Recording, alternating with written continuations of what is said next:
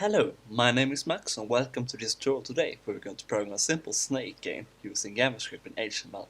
Before we get started, I just want to go through some basic snake game theory and the data structures we're going to use when we program the game. So to start off, I just want to describe the grid data structure. So it's useful in games where the game word is confined in absolute size chunks of data or information.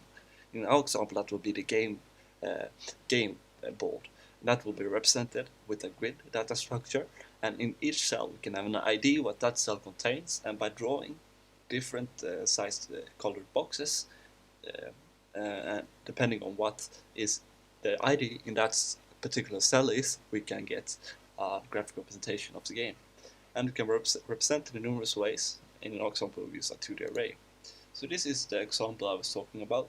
So this is the data structure of the grid, and on the right here you can see the graphic representation. And then by shifting position of different elements in the grid, for example this 0 here and this one here, we can make the snake move in this fashion here. And by doing that process, we do the game tick, or the update of the game.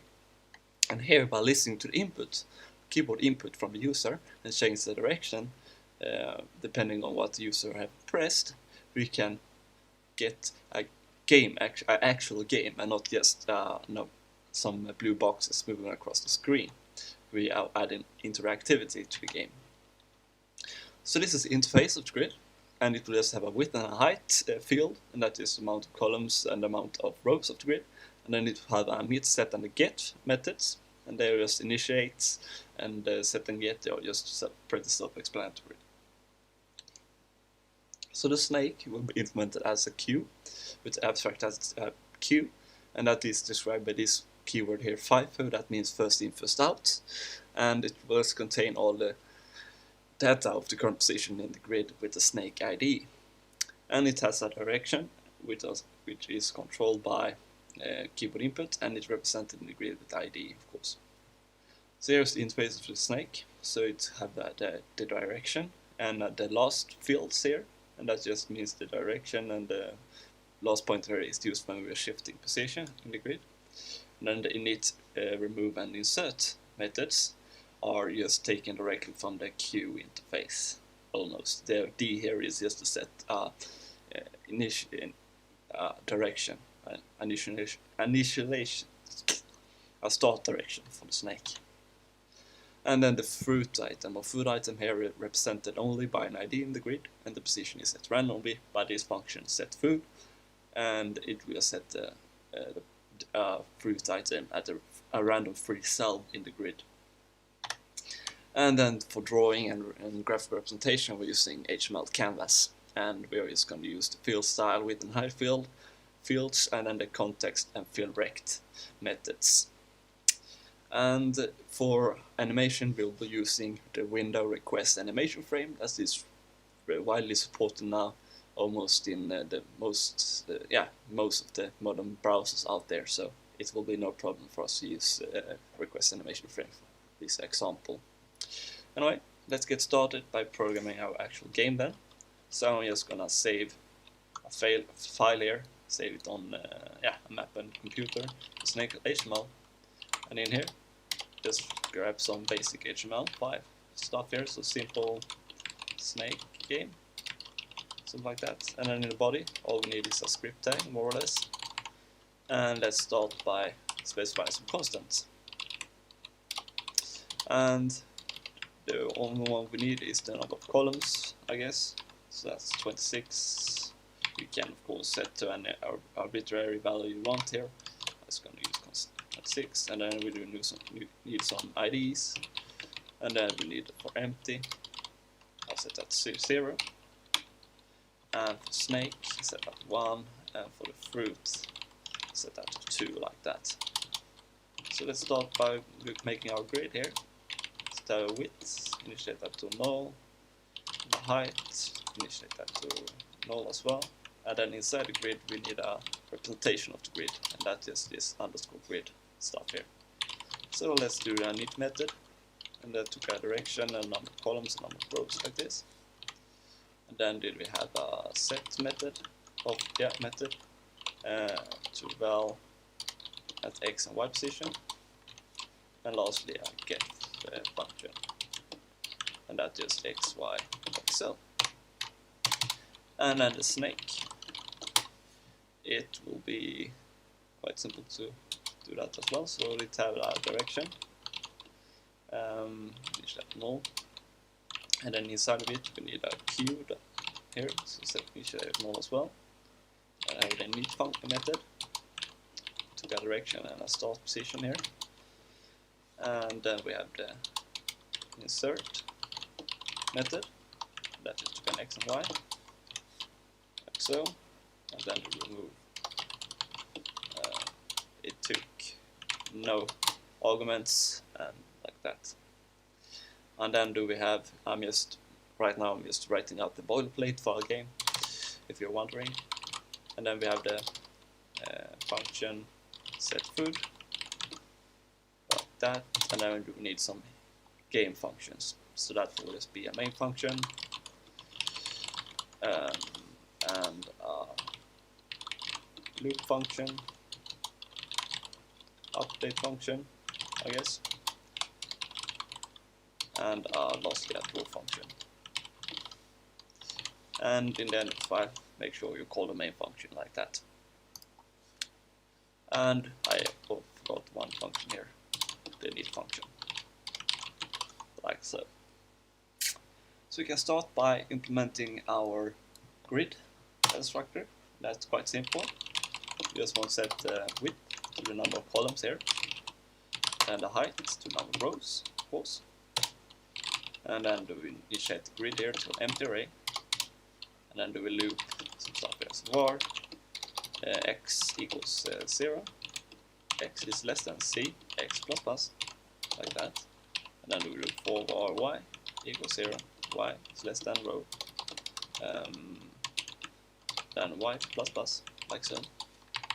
And then here we just want to push an empty array in here, and then in here we want to set of the current current column, so that's this x here, and then we're just going to push in a new value there for each y in that column, for each row in that column, and we just put in the default value here that you set in the parameter or argument to the function, to the method, sorry, like that. So that's it for the init method.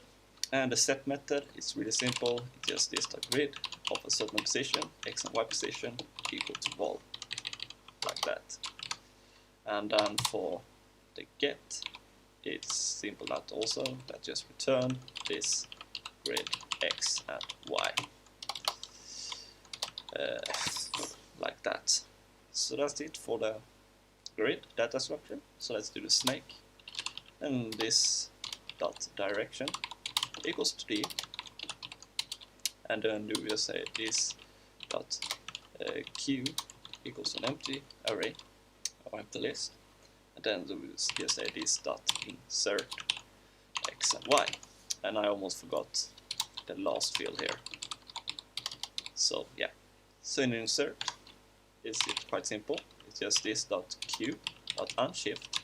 That means put at the start of the file, and we just put the x object here and the y JavaScript object like that, and then do set this dot last equals this q at 0, and remove here, it will just return this q dot pop, like that. So that will last for the snake. So let's do the set food here. So we need to track all the empty places of the grid. So we just initiate that empty array like so, and then do a loop through all the stuff here. So var x equals 0, x is less than grid width x plus plus, and then we do another loop here for var y equals 0, y is less than grid dot height y plus plus, and then do we just say if grid dot get x and y equals to or is empty, like that. Then we say empty dot push x and y. that. And then we just get rand pos equals empty, and then we get a random element in that array. We can just do this. So mat.floor, mat.random times empty.length. And you can think about it by yourself, but that will give us a random empty element. And then we just say grid.set fruit at random position.x and random position.y. So that's it for our data structure that represents the game. And then here, for these functions work, we of course need some game objects. So we need a canvas, I guess, and a context, and then we need a key state and a frames variable. Those we will need use in a moment, but those we do now. So let's get started. Just initiate canvas, a document, create element canvas, like so. Let's set the width of the canvas to the number of columns times 20, I guess. Let's set the height, if I can spell it right, to number of rows times 20, like that. And let's set context to canvas to get context, 2D, and then let's append. So document body.append child canvas, and then it's called the init function and the loop function. And we can actually initiate our frames here as well. So frame set to 0 and the key state to an empty object, like that. So the init method function, all we want to do is called grid.init, and we of course want to set each of the cells in the grid to empty, and the number of columns and the number of rows again. And then we set start position here of the snake, and that will just be mat.floor, so we can have both odd and even number of columns divided by 2, like so. And the y will be set to rows -1.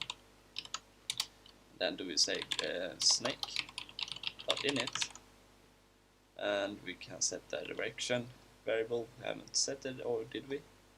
No, we did not. So let's set some direction here. So that will just be left, up, right, and down. And let's set the starting direction here to up, I guess, and then sb.x and sb.y. So, and we will set a snake at start position.x and start position.y, like so. And then of course we want to set the food item. And the loop, we just want to call the update function and the draw function. And then we say take this window request animation frame that I was talking about, and that you take the loop and a canvas as a function, a callback function, and a canvas as arguments. So the frames update we can leave empty for now. We can just increment the frames variable.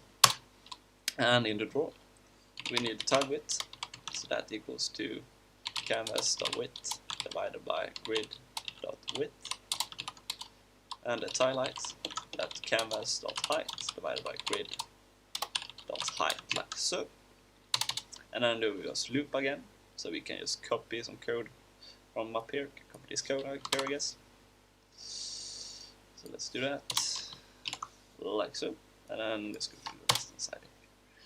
So in here, let's do a switch statement of the grid.get of x and y, and we have all the cases here. So we have case empty, case snake, and case fruit, of course.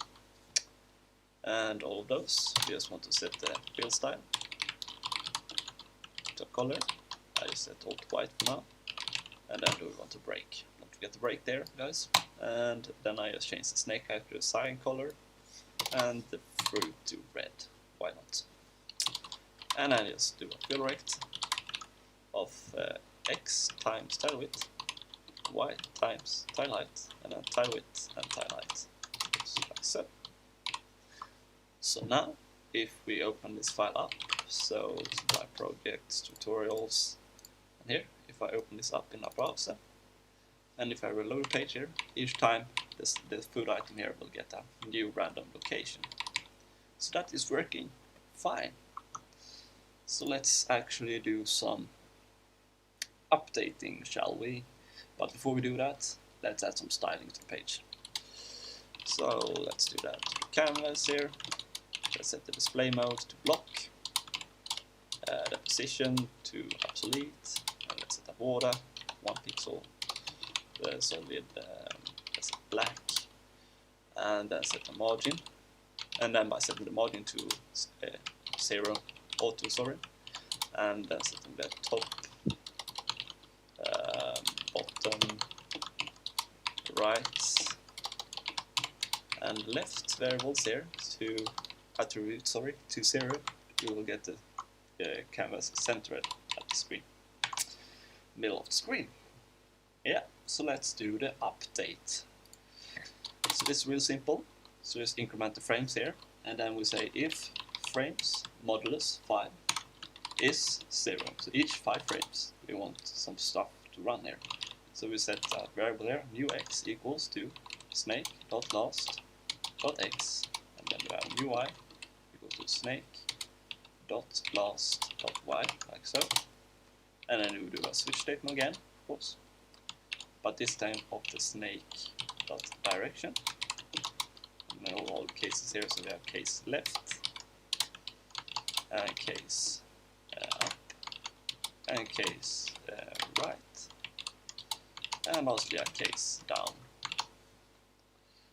So here, of course, we just want to change then the NUX and UI, but they follow a simple pattern if you have set them up the way I just did.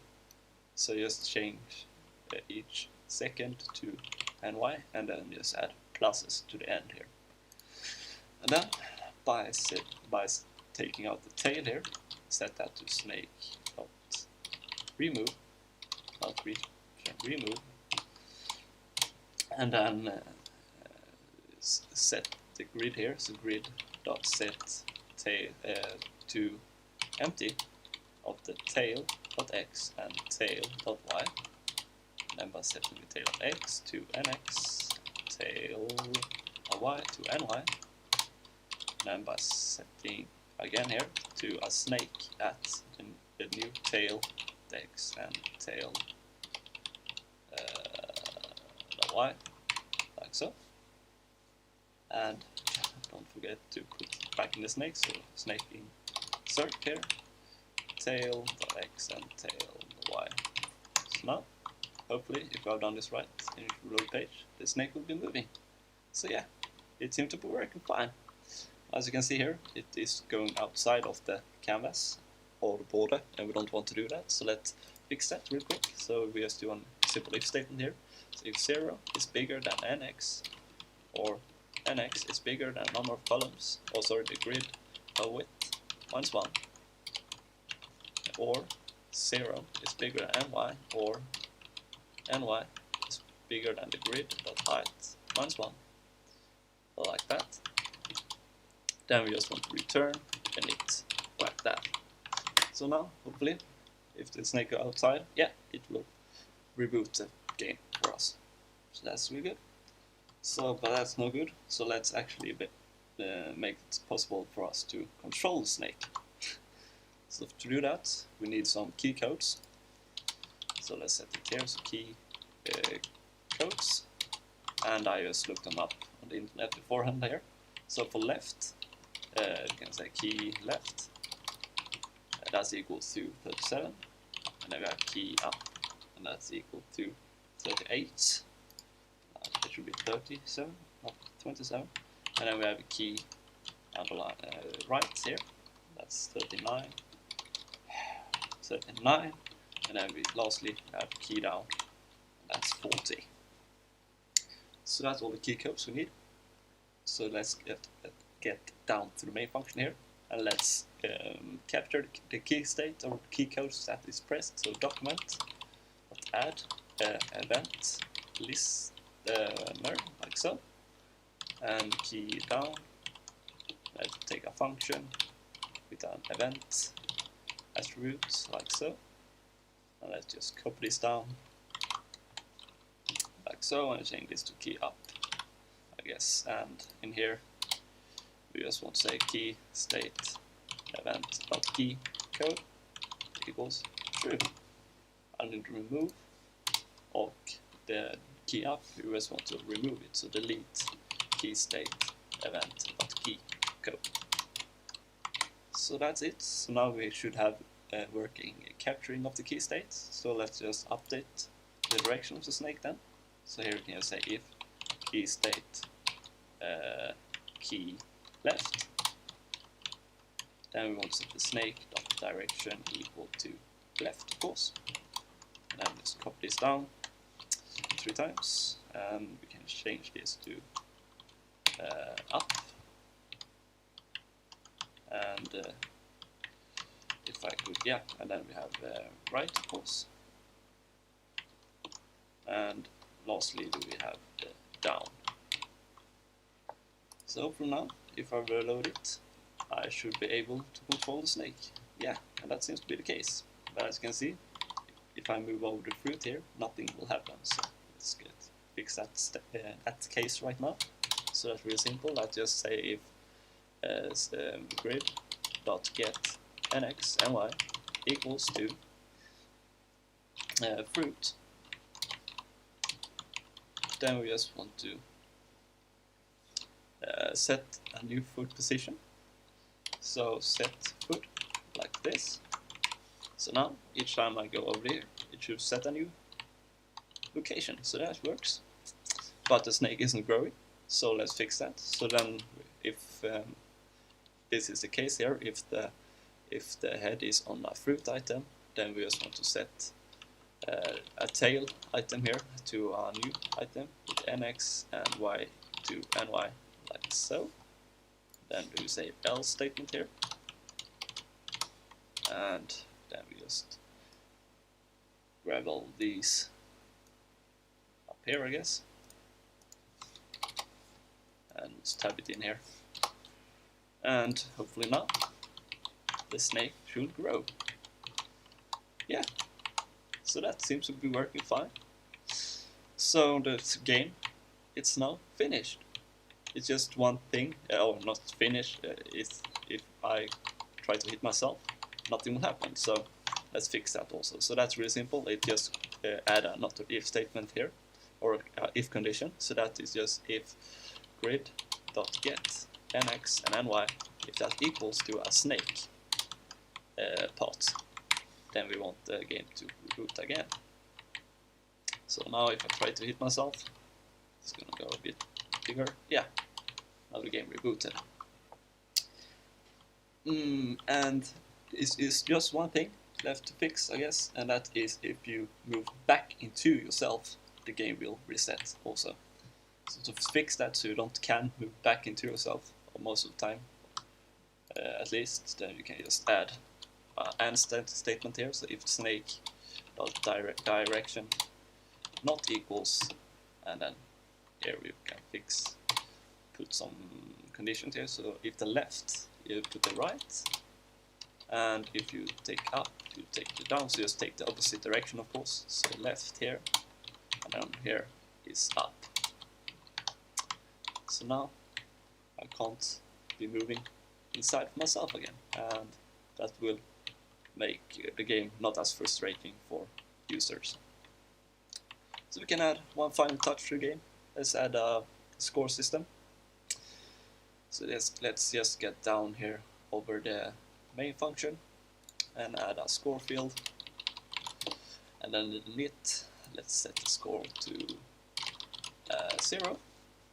And each time we hit a food item here, we can increment the score, so score plus plus, and then in the draw, let's just draw it. So ctx field style, let's set that to black so you actually can see it, and ctext of fill text. And let's set score here, so score plus score, and then add some position here, so let's say 10, and then canvas.height minus 10. So now we have a score in the bottom left corner of this canvas. That's a bit small to see here, so let's in the upside here, let's set the font, so font equals 12 pixels or something, and let's set Helvetica.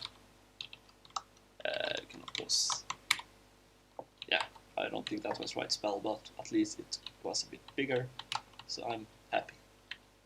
And then, yeah, so that was it, guys. We know how I'm working. Snake game, a real simple snake game, quite fun to play, and it is easy to play around with, and yeah, thank you guys for watching. Next time I will probably program another game, Pong game or something like that, and I look forward to see you then. Thank you for watching. Bye.